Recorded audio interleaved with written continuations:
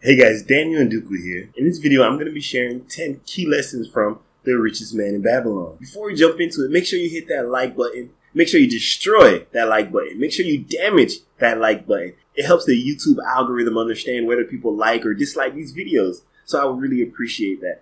Imagine going back in time 8,000 years. Before there were computers to help you manage your finances. Before online banking to manage your checkbook. Before planes. Before cars. Hell, before electricity. Then, sitting down with the richest man of the era from the most prosperous kingdom and asking him to give you timeless wisdom that will last throughout the ages. What do you think he would tell you? What do you think you would discover?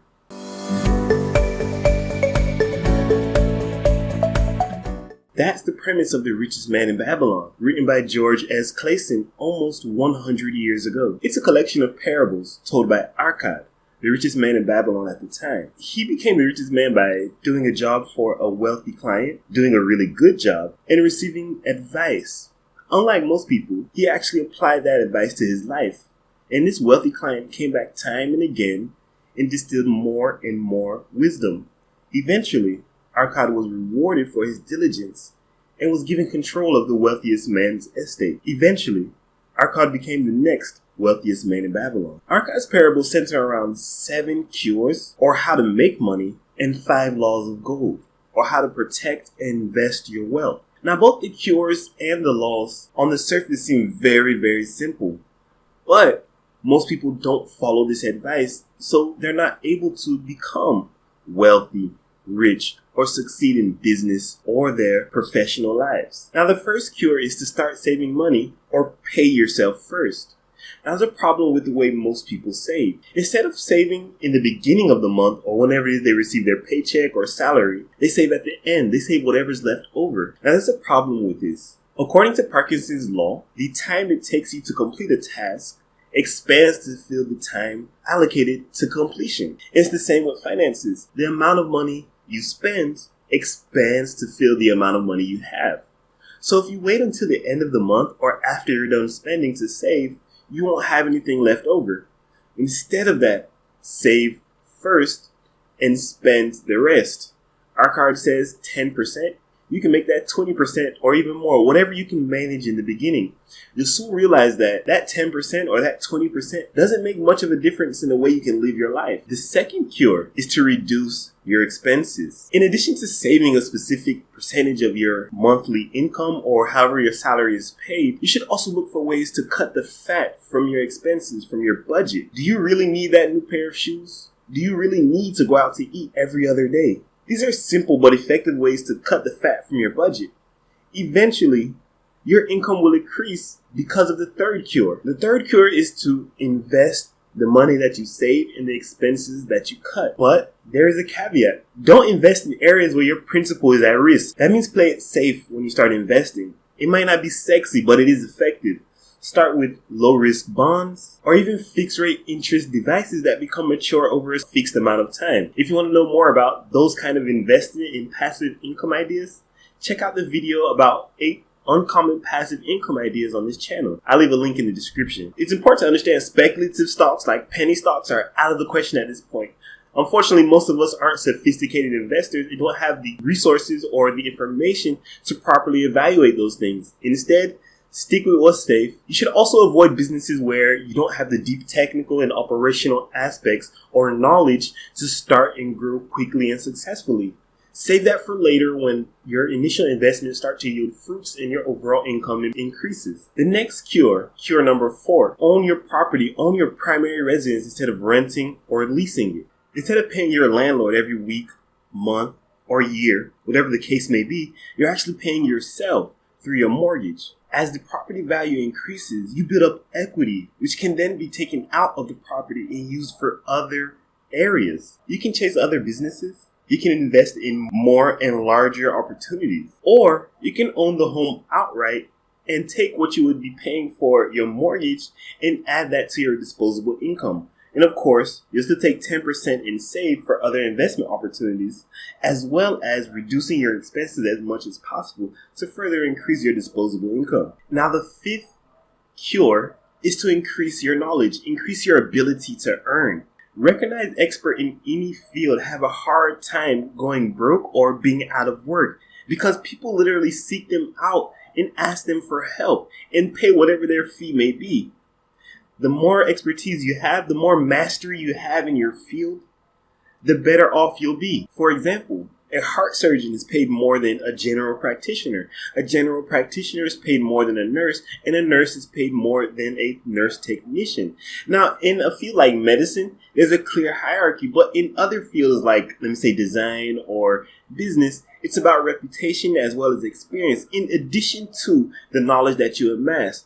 Whatever the case may be, it's really, really important to increase your knowledge in multiple ways, both experience and both through training and learning. Now, those are the 5 cures laid out in The Richest Man in Babylon. As you can see, they're very straightforward and simple, but most people simply don't apply them. And that's why most people are unable to amass riches, unable to amass wealth. Whether you're doing affiliate marketing, e-commerce, you're trying to become the best in your field, these things are applicable, so don't take them for granted. Now let's look at the 5 laws of gold as laid out by Arkard in The Richest Man in Babylon. The first law of gold is that money, gold, comes faster and faster to the person who puts aside 10% for investments.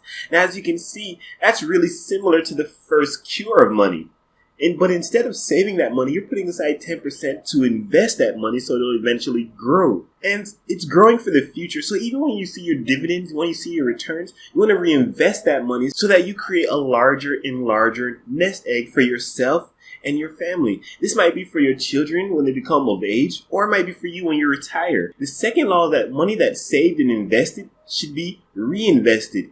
That means you're not supposed to eat your interest payments. You're not supposed to eat your dividend payments. You're not supposed to take those and splurge on a new car or whatever the case may be. It means you need to consistently and methodically reinvest that until you get to an income that rivals your normal salary or an income that rivals anything you've been able to imagine. When you're in a business, like I'm the founder of Kyleads, right now we're reinvesting almost all of our revenue and our profits back into the business because we're in the growth stage. We're putting the pedal to the metal and doing everything we can to accelerate our growth trajectory. Now we'll keep that up for the next couple months or even years until we get to a point where there are diminishing returns for our investment in time and resources. And on a side note, if an investment, even though you're reinvesting everything that you can, if it's not really growing or it's not really yielding fruits, then it's okay to cut your losses and move on to the next one.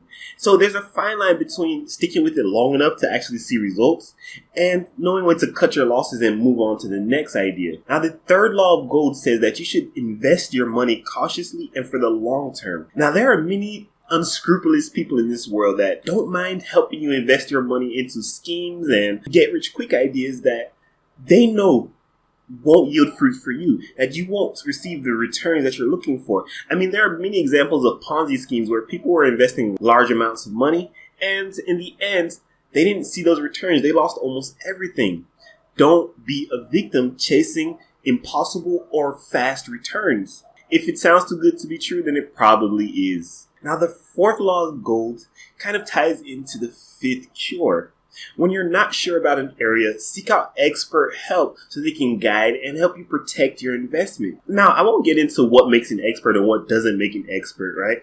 I could be considered an expert in many fields, and I'll be considered a novice in many other fields. But there is a simple test you can do. For example, if you're asking your friend about advice about, let me say, a new business scheme or a new investment opportunity, what experience does said friend have within that area? Have they done it before? Is that a part of their job? If not, then their advice should be less than meaningless to you because they can't give you an accurate assessment. In cases like this, seek out the experts. Please, guys. This can save you so much time, energy, and money. You may have to pay for their consulting fees, but it's a cheap insurance compared to what you'll lose if you jump in head first without proper preparation. And even when you have an expert, do your own due diligence. Research, make sure it's for you. Make sure it's a good plan for you, a good idea for you, for your specific situation. Now, investing in the stock market, it's generally considered a good idea, especially index funds. You're more or less guaranteed to get a return on your investment, but it might not be the best for you if you're struggling to make ends meet right now. It might be something that you should consider down the line, and instead you should focus on increasing your income first, reducing your expenses, and saving.